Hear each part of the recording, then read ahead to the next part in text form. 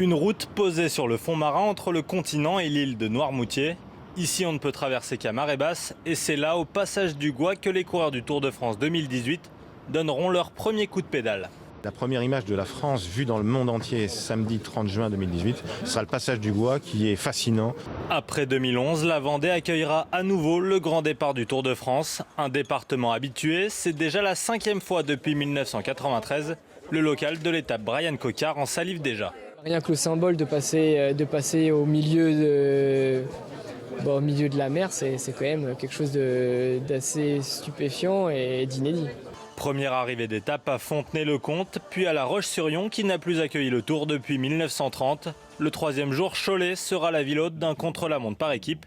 Un exercice de moins en moins fréquent sur la grande boucle. Chaque coureur de chaque équipe est extraordinairement concentré et concerné par un chrono par équipe. Le leader qui veut gagner du temps, ne pas trop en perdre, mais l'équipier qui ne veut surtout pas décevoir son chef de file. La Baule sera la ville départ de la 4e étape, mais le reste du parcours sera dévoilé le 17 octobre. Place au Tour de France 2017 en attendant, qui s'envolera de Düsseldorf en Allemagne.